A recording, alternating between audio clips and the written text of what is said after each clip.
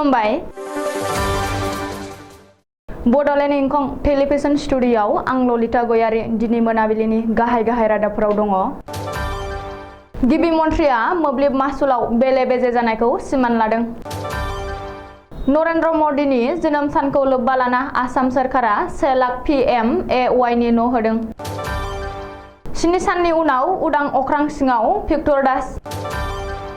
बिश्वनाथआव सा 17 बांलादेशी हमदों। 19 सेप्तेम्बराव सानसेयारि बड'लेण्ड इंखं खौरांलाइनि 19थि जोनोम सान। उरिष्यायाव बास आरो ट्राकजों सौग्रावलायनानै सा 6 नि जिउ खहा, सा 20आ जोखोम, सा 10 आ गोब्राब जोखोम। सोरखारखौ सोंखारिनानै सानै BJPनि मावथिया दोलोनिफ्राय एरख'जादों। दानिया फैदो आबुं रादाबाव।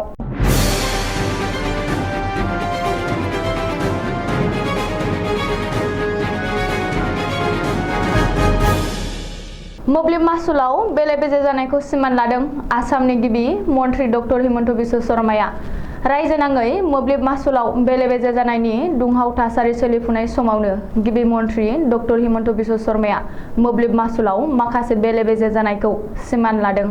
टुइटाराव टुइट खालामनानै मोब्लिब मासुलाव बेले-बेजे जानायखौ गिबि मन्थ्रिया सिमान लादों आरो गोदान स्मार्ट मिटार लागायनायनि उनावनो मोब्लिब मासुलाव बेले-बेजेया सोमजिदों होननानै गिबि मन्थ्रिया बुंदों। बेजों लोगोसे गोदान स्मार्ट मिटारनि रिडिंनि थाखायनो ग्राहकफोरा गोबां बिबांनि हाराव मोब्लिब मासुल मोनदों होननानैबो गिबि मन्थ्रिया बुंदों। मख'नो गोनांदि गोदान स्मार्ट मिटाराव माबाफोर जेंना थानो हागौ आरो बेखौ नायबिजिरनो थाखाय गिबि मन्थ्रि डक्टर हिमन्त बिश्व शर्माया APDCL-खौ बिथोन होदों। बेखौबो मख'नो नांगोन दि थांनाय दानाव रायजोनाङै माखासे ग्राहकफोरनि मोब्लिब मासुलआ सिगांनि दानफोरनि रुजुनायाव 2 गुन 3 गुन बांसिन फैदों। जाउनाव मोब्लिब मासुलआ बेबादि हाराव बारायनायखौ लाना रायजोनाङै दुंहाव थासारि सोमजिदों आरो सोंथि दैखांदों। ओरैहाय सोरखारा मोब्लिब मासुलखौ बारायाखै होननानैबो गिबि मन्थ्रि डक्टर हिमन्त बिश्व शर्माया रोखायै खेंफोरथि होदों। दिनै गाहाय मन्थ्रि नरेन्द्र मदिनि जोनोम सान। गाहाय मन्थ्रि नरेन्द्र मदिनि 72थि जोनोम सानखौ लोब्बा लाना आसाम सोरखारा आसामबासिनो जर'खा अनथोब होदों। मख'नो गोनांदि नरेन्द्र मदिनि जोनोम सानखौ लोब्बा लाना दिनै आसाम सोरखारा रायजोनाङै गुबुन गुबुन जायगायाव प्रधान मन्त्रि आवास योजना सुंद'यै PMAY नि 1 लाख न'फोरखौ गायसनदों। बेबादिनो दिनै फुंनिफ्रायनो रायजोनि खना खनला आसाम सोरखारा हाबाफारिफोरखौ लानायखौ नुनो मोन्दों। गाहाय मन्थ्रि नरेन्द्र मदिनि जोनोम सानखौ लोब्बा लाना सानसेनि गेजेरावनो 1 लाख PMAY नि न' गायसननायनि थाखाय रायजोनाङै थांनाय साननै सानथामनिफ्रायनो गोख्रों लाहार-फाहार खालामनाया सोलिगासिनो दंखायोमोन आरो बेनि थाखाय रायजो सोरखाराबो थियारि जाखादोंमोन। रिपर्ट बादिब्ला रायजोनाङै मोनफ्रोमबो पन्चायतनि सिङाव 2नि बांसिन PMAY न'फोरखौ दिनै गायसनदों। बबेखानि मन्थ्रि MLA-फोरजों लोगोसे BDO, PD, DC, panchayat secretary सरासनस्रा मावफारियाफ्रा दिनै रायजोनाङै 1 लाख PMAY नि न'फोरखौ गायसनदों। 7 साननि उनाव उदां अख्रां सिङाव फैबाय भिक्टर दास। गुवाहाटी गोजौ बिजिरसालिया भिक्टर दासनि जामिनखौ गनायथि होनायनि उनाव 7 साननि उनाव भिक्टर दासआ उदां अख्रांनि सिङाव फैदों। रिपर्ट बादिब्ला गुवाहाटी गोजौ बिजिरसालिया मैया सुक्रुबारखालि भिक्टर दासनो 29 सेप्तेम्बरसिम जामिन होदों। आसाम सोरखारनि 26,000 थामथि आरो ब्रैथि थाखोनि थिसनथायाव बेले-बेजे आरो साख्रिनि गोसोम फालांगि जानायनि गोख्रों अजद होनानै जोबथेसालियाव थाहैनो गोनां जादोंमोन भिक्टर दास मुंनि लाइमोन।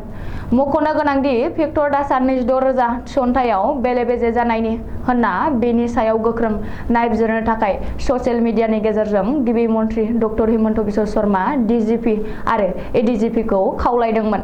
नाथाय उननि समाव पुलिसआ बे अजदनि सायाव नायबिजिरालाबा अजद होग्रा भिक्टर दासखौ एरेस्ट खालामनानै गावनि जिम्मायाव लायो आरो भिक्टर दासनि हेंथायै माखासे दफा दाजाबफानानै नायबिजिरनो जागायो।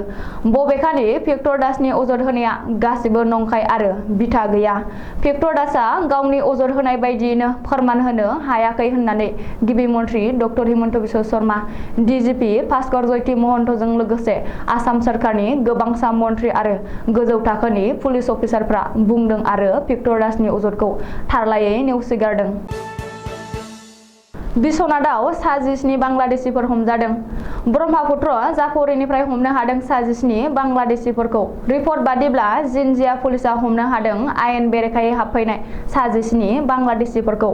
हमजानाय बांलादेशिफोरनि हेंथायै जायगा जायगा धोरोमारि हाबाफारि खुंनायनि अजद थिखांदों। जिन्जिया पुलिसा हमनो हानाय सा 17 बांलादेशिफोरा दिल्ली, आजमिर शरीफ बायदि धोरोमारि जायगाफ्राव दावबायनानै फैदोंमोन। रिपर्ट बादिब्ला सोनाब बेंगलनि कुचबिहारथिं भारतआव हाबफैदोंमोन बांलादेशिफ्रा। टुरिस्ट भिसायाव भारतआव फैदोंमोन बिसोर। मख'नो गोनांदि टुरिस्ट भिसायाव दावबायफैनायफ्रा धोरोमारि फोसावनायनि मोनथाय गैया। नाथाय बिसोर भारतआव फैनानै गुबुन गुबुन जायगायाव धोरोमारि फोसावथायनि हाबाफारिफोरखौ खुंफैदोंमोन। बिनिखायनो सा 17 बांलादेशिफोरखौ पुलिसा हमदों। बबेखानि सा 17 बांलादेशिफोरखौ जिन्जिया पुलिसा जेरा खालामगासिनो दं। चिरां जिल्लानि बिजनीआव फैगौ 19 सेप्तेम्बर 2022 समबारखालि सानसेयारि बडलेण्ड इंखं खौरांलाइनि 19थि जोनोम सान आरो बडलेण्ड इंखं टेलिभिजननि 4थि जोनोम सान खुंनो लादों। इंखं पाब्लिकेशननि अडिटोरियाम हलाव जानो गोनां सानसेनि बे मेहेरगोनां हाबाफारियाव इंखं पाब्लिकेशननि सुंथानाय एबा बानजायनायाव इंखं वेलफेयार ससाइटिया बोसोरफ्रोमबो बोसोरनि साबसिन सुबुं एबा मेन अफ दा इयार बान्थाखौ देग्लाय बोसोर 2022 आव सोनाब बंगनि आलिपुरदुवार सोनाब सातालीनि थागिबि मुर्शी नवीन चन्द्र मण्डलनो होनो गथायगोन। फुंनि 10 रिंगायाव सानसेयारि बडलेण्ड इंखं खौरांलाइनि एडिटर आरो बर' रेबग्रा जुथुमनि आफादगिरि राजेन बसुमतारिया आलारि बाथि सावजेननानै हाबाफारिखौ बेखेवनानै होगोन। बेनि उनाव फुंनि 11 रिंगायाव मुंदांखा देंखोगिरि सुलेखा बसुमतारिया हारिमु आयदानि हाबाफारिखौ बेखेवनानै होगोन। बेनि उनाव सेरजा राजा डक्टर गोमोथाव बसुमतारिनि सेरजानि देंखो आरो रैमालि एकाडेमि कलेज BEdनि फरायसाफोरनि मोसाग्लांनाय सोलिगोन। सानजौफुनि जामुं जाखांनायनि उनाव बेलासिनि 1 रिंगायाव बान्था गथायनाय हाबाफारिखौ जागायगोन। बे मेहेरगोनां हाबाफारियाव जनसंजगनि डाइरेक्टर बिष्णु कमल बरा, पद्मश्री डक्टर मंगल सिंह हाज'वारि, फादार खलन्दाय स्वामी डक्टर दिनुनाथ बसुमतारी, दुलाराय बर' समाजनि आफादगिरि राजेन्द्रनाथ बर', मुंदांखा राफोद लिरगिरि राखाव बसुमतारी आरो बर' रेबग्रा जुथुमनि गाहाय नेहाथारि आनन्दराम औवारिमोनहा आलासि महरै बाहागो लागोन होननानै इंखं वेलफेयार ससाइटिनि नेहाथारि कमलाकान्त बसुमतारिया मिथिहोदों। उरिष्यानि झारसुगुड़ायाव शुक्रबारखालि मोनाबिलि समाव गंसे बास आरो ट्राकजों मोगा-मोगि सौग्रावलायनायाव सा 6 हान्थियारिफोरनि जिउ खहा जादों आरो गासै सा 20 आ जोखोम जादों। बिसोरनि गेजेराव सा 10 नि हालोदा गोब्राब होननानै झारसुगुड़ानि SDPO एन पात्रआ खौरांगिरिनि सिगाङाव मिथिहोदों। SDPO एन पात्रआ फोरमायबावदों दि सम्बलपुर स्टील कम्पानिनि गंसे बासआ मावफारियाफोरखौ सम्बलपुरनिफ्राय झारसुगुड़ासिम दोनफैदोंमोन। बे समावनो बिजु एक्सप्रेस हाइवेआव गंसे ट्राकजों मोगा-मोगि सौग्रावलायो आरो बे दुखुनांथाव जाथाया जायो। गोब्राब जोखोम जानाय सा 10 खौ बुर्लानि साइ इनस्टिट्युट अफ मेडिकेल साइन्स आरो रिसार्च सेन्टाराव दैथायहरबाय। माखासेखौ जायगानि सिभिल हस्पिटालावनो लाखिनाय जादों होननानै पुलिसआ बुंदों। बजालि जिल्लानि सानै BJP मावथिया रायजो सोरखारखौ सोंखारिनानै खैफोदाव गोग्लैदों। मोब्लिब बिफानखौ सोंखारिनायनि दायाव दोलोनिफ्राय होखारदों।